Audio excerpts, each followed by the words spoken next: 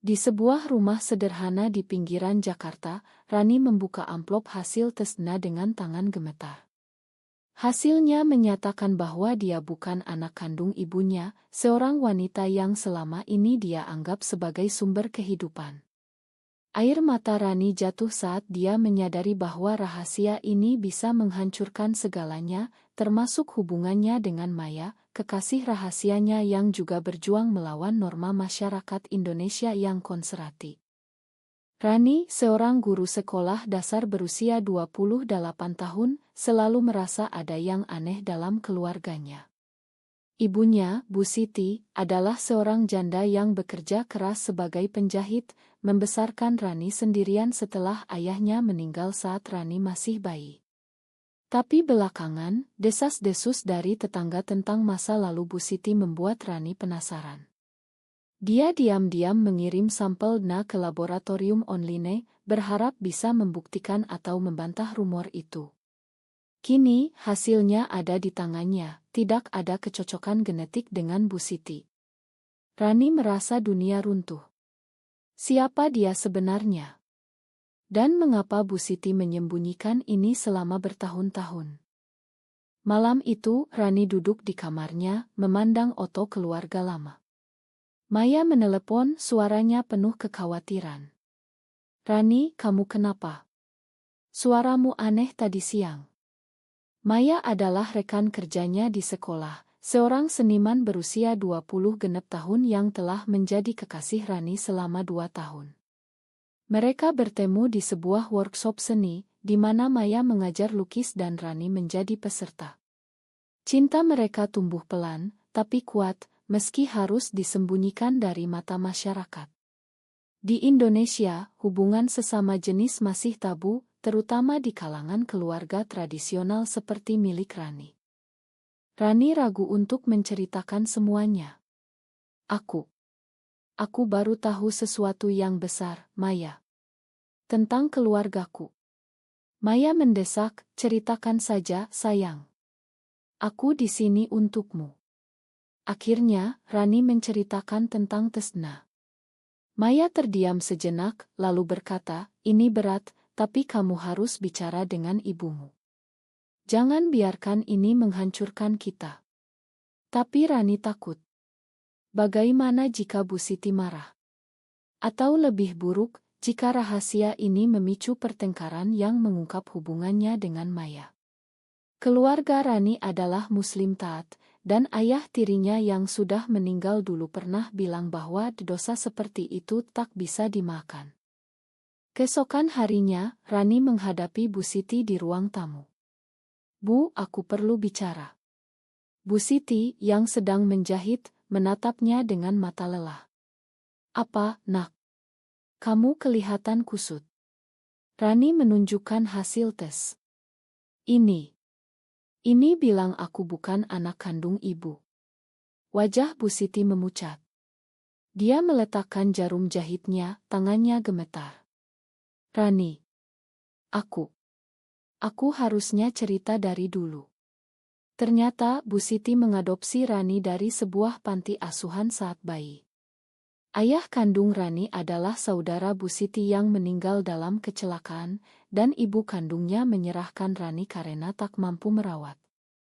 Bu Siti menyembunyikannya karena takut Rani merasa tak diterima. Rani marah. Kenapa ibu bohong? Aku merasa seperti orang asing sekarang. Bu Siti menangis, aku takut kehilanganmu, nak. Kamu adalah segalanya bagiku.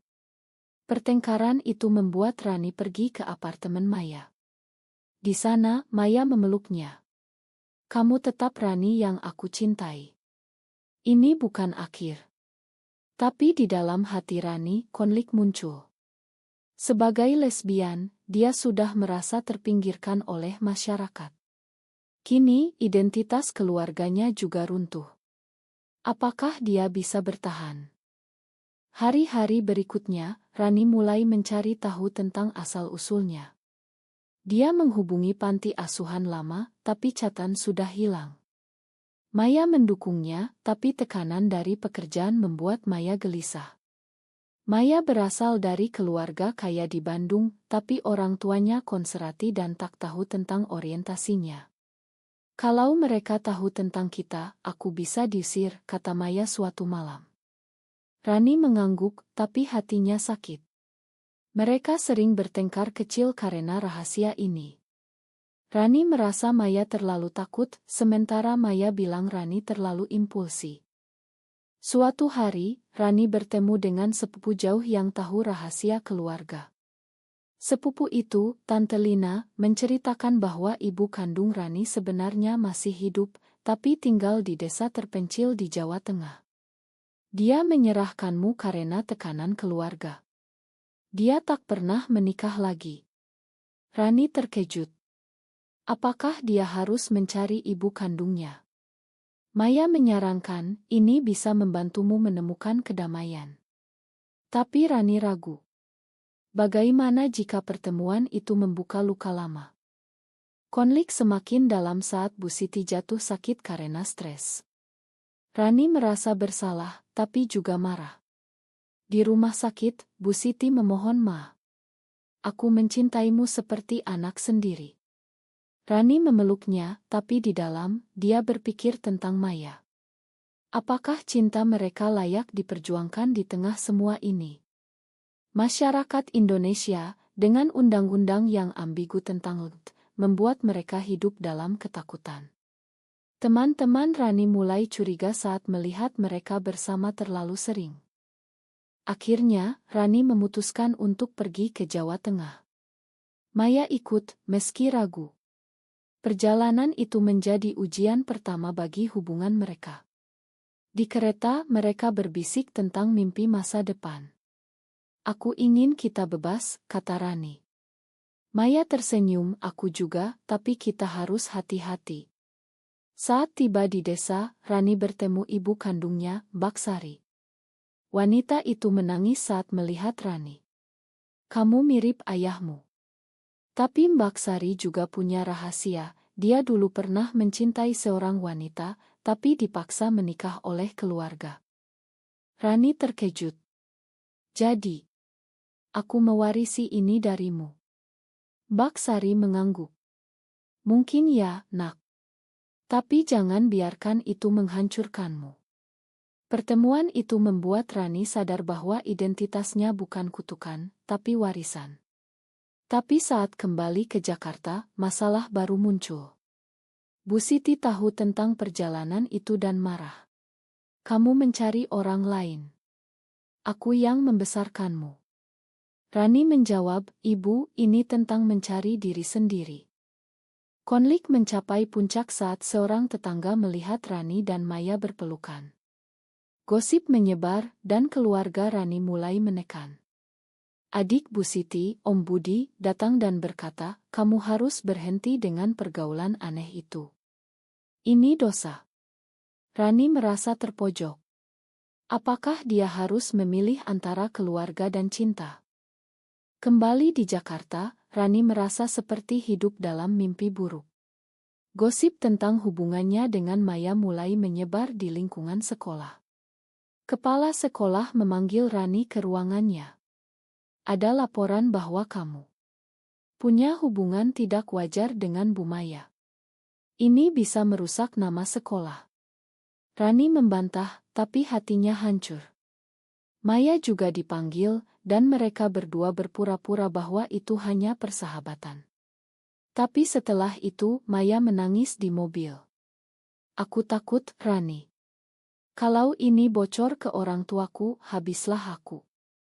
Rani mencoba menenangkan, kita bisa pindah ke kota lain. Tapi Maya ragu. Aku punya karir di sini. Keluargaku bergantung padaku. Konflik ini membuat mereka bertengkar hebat untuk pertama kalinya. Rani menuduh Maya pengecut, sementara Maya bilang Rani egois.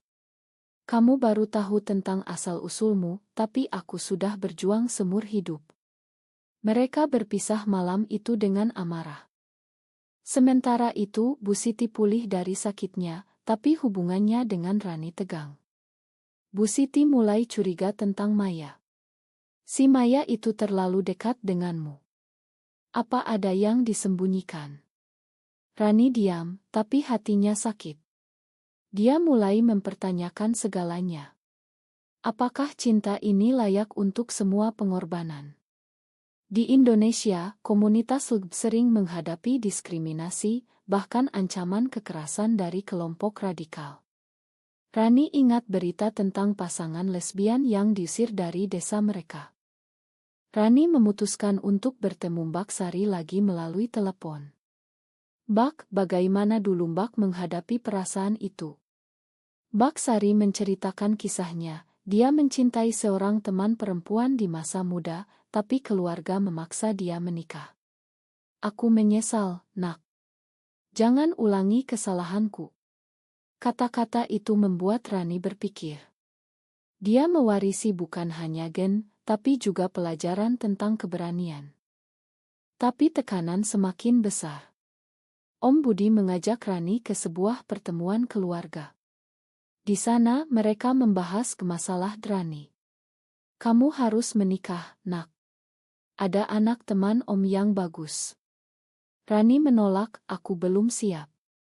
Om Budi marah, ini karena pengaruh buruk. Aku tahu tentang Maya. Rani terkejut. Ternyata Om Budi telah menyewa detektif untuk mengawasi. Ini harus dihentikan sebelum merusak nama keluarga. Rani pulang dengan hati hancur.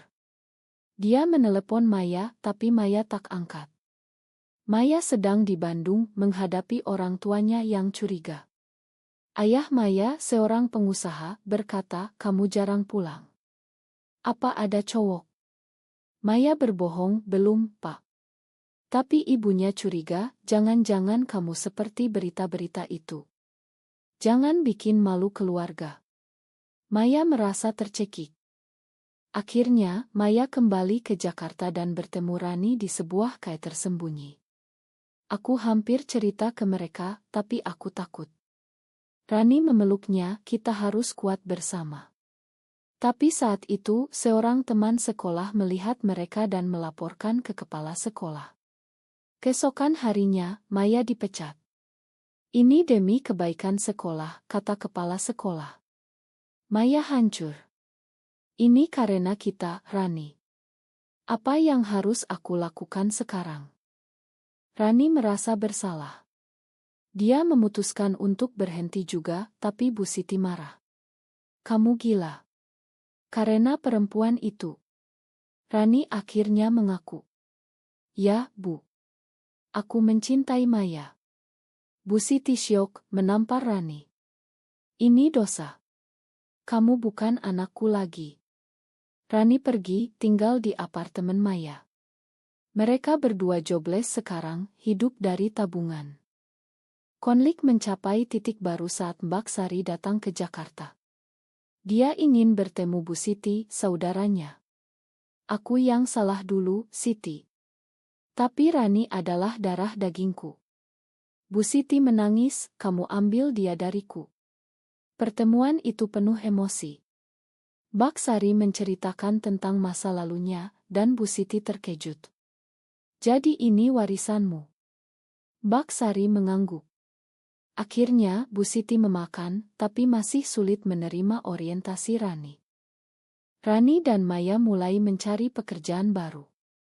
Maya melamar sebagai guru seni relance, sementara Rani membuka les priat. Tapi gosip terus mengejar. Seorang aktivis menghubungi mereka, menawarkan dukungan. Kalian bukan sendirian. Rani ragu, tapi Maya setuju. Mereka bergabung dengan komunitas rahasia, di mana mereka bertemu orang-orang dengan cerita serupa. Tapi pengkhianatan datang dari dalam. Seorang anggota komunitas, yang ternyata Inorman, membocorkan identitas mereka ke media lokal. Berita muncul, guru lesbian di Jakarta, ancaman moral. Rani dan Maya panik. Keluarga Maya marah besar, memutuskan hubungan. Kamu bukan anakku lagi, kata ayah Maya. Rani merasa ini akhir. Mungkin kita harus putus. Maya menangis, jangan. Ini ujian kita. Mereka memutuskan untuk pindah ke Bali, di mana komunitas lebih terbuka. Tapi sebelum pergi, Rani bertemu Om Budi lagi. "Kamu salah, Om. Cinta bukan dosa." Om Budi diam, tapi hatinya mulai goyah. Perjalanan ke Bali penuh ketegangan. Di pesawat, Rani berpikir tentang segalanya. Apakah pengorbanan ini sepadan? Maya memegang tangannya, "Kita akan bangun hidup baru." Di Bali, Rani dan Maya mencoba memulai hidup baru. Mereka menyewa rumah kecil di Ubud, jauh dari hiruk-pikuk Jakarta. Maya mulai mengajar seni di sebuah studio lokal, sementara Rani bekerja sebagai penulis relance untuk majalah online. Kehidupan tampak lebih bebas di sini, dengan turis asing yang lebih toleran terhadap LGBTQ. Tapi bayang-bayang masa lalu masih menghantui. Bu Siti menelepon sesekali, tapi pembicaraan selalu tegang. "Kapan kamu pulang, Nak?" Rani menjawab, "Saat ibu bisa terima aku apa adanya." Mbak Sari lebih mendukung, mengirim pesan motivasi. "Kamu kuat, seperti aku dulu." Tapi Rani merasa kesepian. Teman-teman lama menjauh, dan keluarga Maya tak mau bicara. Suatu hari, Maya bertemu dengan seorang wanita di studio seni, namanya Lila. Lila adalah seniman lesbi yang terbuka, dan mereka mulai berteman. Rani curiga saat Maya pulang larut. "Siapa Lila itu?" Maya menjawab, "Hanya teman. Dia mengerti perjuangan kita." Tapi Rani merasa terancam. Konflik internal muncul, apakah Maya bosan dengannya? Pertengkaran pecah saat Rani menemukan pesan di ponsel Maya. "Aku senang bertemu kamu, Lila." Maya menjelaskan, "Itu hanya obrolan biasa." Tapi Rani marah, "Kamu bilang kita harus setia, tapi sekarang." Maya menangis, "Aku setia. Kamu yang paranoid karena masa lalu." Mereka berpisah kamar malam itu, hati penuh luka. Keesokan harinya, Rani berjalan-jalan di pantai, merenung. Dia ingat saat pertama jatuh cinta dengan Maya, senyumnya yang hangat, tangannya yang lembut. Tapi sekarang, tekanan masyarakat telah mengubah mereka. Di Indonesia, meski Bali lebih liberal, masih ada raya moral oleh kelompok agama. Rani takut jika hubungan mereka retak, dia akan kehilangan segalanya. Maya meminta maaf, "Aku tak pernah selingkuh. Lila hanya teman." Rani memakan, tapi keraguan tetap. Mereka memutuskan untuk ikut terapi online dengan psikolog Trindli. Di sesi itu, mereka membahas trauma, penolakan keluarga, diskriminasi kerja. Psikolog bilang, "Kalian harus saling dukung, bukan saling curiga." Tapi masalah baru datang. Berita lama dari Jakarta muncul lagi di media sosial. Seorang blogger menulis tentang pasangan lesbian buronan. Rani dan Maya ketakutan. Bagaimana mereka tahu kita di sini? Ternyata Om Budi yang membocorkan. Rani menelepon Om Budi, "Kenapa Om lakukan ini? Apa salahku?" Om Budi menjawab, "Ini demi kebaikanmu. Kamu harus kembali ke jalan benar." Rani marah besar. Dia memutuskan untuk konfrontasi. Dia terbang kembali ke Jakarta, bertemu Om Budi di rumahnya. "Om, ini hidupku. Bukan urusan Om." Om Budi terkejut dengan keberanian Rani. "Kamu berubah, Nak." Rani menjawab, "Ya, karena aku belajar dari kesalahan keluarga kita." Om Budi diam, tapi mulai mempertanyakan keyakinannya. Sementara itu, di Bali, Maya sendirian dan merasa rentan. Lila mendekat, menawarkan dukungan. "Aku pernah mengalami hal serupa." Maya tergoda, tapi ingat janjinya pada Rani. Dia menolak Lila, "Aku mencintai Rani." Lila mundur, tapi benih keraguan ditanam. Rani kembali dengan berita baik, Om Budi berjanji tak ikut campur lagi. Tapi dia juga mendengar dari Bu Siti bahwa Mbak Sari sakit. Rani memutuskan untuk mengunjungi Mbak Sari di Jawa Tengah. Maya ikut. Di sana, Mbak Sari menceritakan lebih banyak tentang masa lalunya. Aku mencintai seorang wanita, tapi aku menyerah. Jangan seperti aku. Kata-kata itu memperkuat Rani. Tapi saat kembali ke Bali, mereka menemukan rumah mereka dirusak. Cat merah bertuliskan dosa.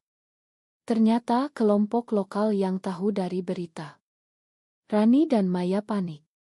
Kita harus pindah lagi. Mereka memutuskan untuk tetap bertahan, melapor ke polisi. Tapi polisi acuh, ini urusan moral, bukan kriminal. Konflik ini membuat mereka lebih dekat. Mereka bergabung dengan komunitas LGB di Bali, mengadakan pertemuan rahasia. Rani mulai menulis blog anonim tentang pengalaman mereka, mendapat dukungan dari pembaca. Tapi risiko tinggi, jika ketahuan, bisa ada ancaman. Suatu malam, Maya mengaku, aku hampir jatuh ke lila, tapi aku pilih kamu. Rani terluka, tapi memakan. Kita sama-sama lemah. Mereka berjanji untuk lebih terbuka. Tapi tekanan dari keluarga Maya muncul lagi. Ibu Maya menelepon, pulanglah, nak. Kami makanmu jika kamu berubah. Maya menolak, aku tak bisa berubah, Mal. Rani merasa ini titik balik. Apakah mereka bisa bertahan di tengah semua pengkhianatan dan tekanan? Hidup di Bali mulai stabil, tapi badai baru datang.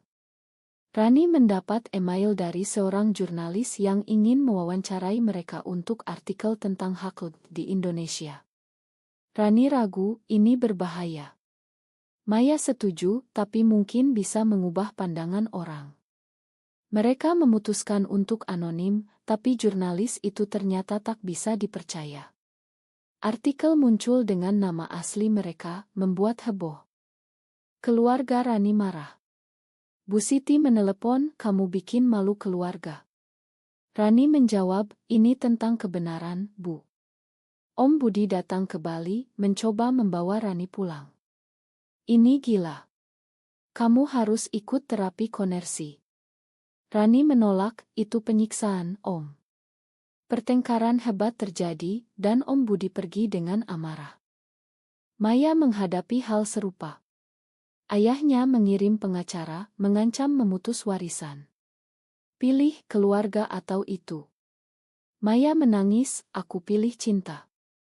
Tapi hatinya goyah. Dia mulai minum lebih sering, melarikan diri dari stres. Rani khawatir, jangan hancurkan diri sendiri. Maya marah, kamu yang bawa kita ke sini. Hubungan mereka retak. Mereka bertengkar hampir setiap hari. Rani merasa Maya menyalahkannya atas segalanya. Kalau bukan karena Tesna itu, mungkin kita masih aman di Jakarta. Maya menjawab, tapi kamu yang impulsi.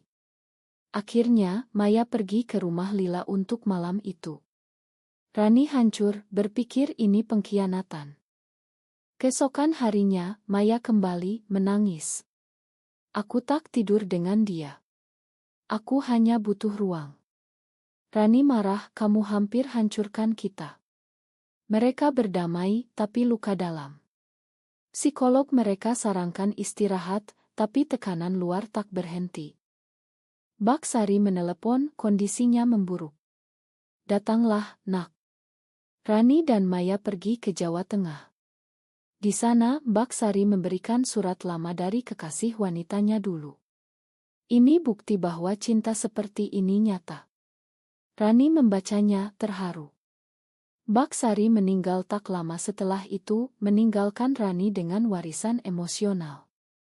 Kembali ke Bali, Rani memutuskan untuk aktif di gerakan LGB. Dia berbicara di acara rahasia, berbagi cerita. Maya mendukung, tapi takut. Bagaimana jika ditangkap? Di Indonesia, meski tak ada hukum anti-LGB nasional, daerah seperti Aceh punya syariah yang keras. Konflik puncak saat sebuah demonstrasi kecil digerebek. Rani ditangkap sebentar, tapi dibebaskan karena kurang bukti. Maya panik, ini terlalu berisiko. Rani bilang kita harus berjuang untuk masa depan. Maya merasa terpisah. Akhirnya, Maya memutuskan untuk pulang ke Bandung, aku butuh waktu. Rani hancur, jadi kamu tinggalkan aku. Maya menangis, bukan selamanya. Aku harus atur hati dulu. Rani sendirian di Bali, merenung tentang segalanya. Dia menulis surat untuk Bu Siti, menceritakan tentang Baksari dan warisannya. Bu Siti datang ke Bali, mengejutkan. Aku baca suratmu. Aku salah, Nak. Mereka berpeluk, Bu Siti mulai menerima. Aku tak paham, tapi aku cintaimu. Rani terharu. Tapi tanpa Maya, hatinya kosong. Maya di Bandung menghadapi keluarga. Dia mengaku semuanya. Ayahnya marah, tapi ibunya diam-diam mendukung. Aku tak ingin kehilanganmu. Maya mulai berubah pikiran. Rani hidup sendirian di Bali, fokus pada aktivisme. Dia mendirikan kelompok dukungan online untuk lesbian di Indonesia, berbagi cerita tanpa nama. Tapi setiap malam, dia merindukan Maya. Surat-surat dari Bu Siti memberi kekuatan, kamu kuat, Nak. Seperti Mbak Sari. Suatu hari, Maya menelepon. Aku rindu kamu. Rani terkejut, kamu di mana? Maya menjawab, aku kembali. Maya datang ke Bali, dengan berita, keluarganya mulai menerima, meski pelan. Aku cerita tentang kita. Mereka marah, tapi aku tak peduli lagi. Mereka bertemu di pantai, berpeluk. Makan aku karena pergi, kata Maya. Rani menjawab, kita sama-sama salah. Mereka memulai lagi, lebih kuat. Mereka memutuskan untuk menikah secara simbolis di sebuah upacara pribadi dengan teman-teman komunitas. Tapi tantangan tak berakhir. Sebuah undang-undang baru diusulkan di parlemen, mengkriminalisasi hubungan sesama jenis. Rani dan Maya ikut petisi online berjuang. Om Budi menelepon, aku salah dulu. Aku lihat berita dan aku pikir ulang. Rekonsiliasi keluarga mulai terjadi. Rani sadar bahwa meski bukan anak kandung Bu Siti, dia mewarisi cinta dan ketangguhan dari Mbak Sari. Sebagai lesbian, dia mewarisi perjuangan untuk kebebasan. Hidup mereka penuh pengorbanan, tapi juga harapan. Di akhir perjalanan, Rani bertanya pada dirinya, apakah benar bahwa cinta sejati selalu menuntut pengorbanan yang lebih besar daripada yang kita bayangkan?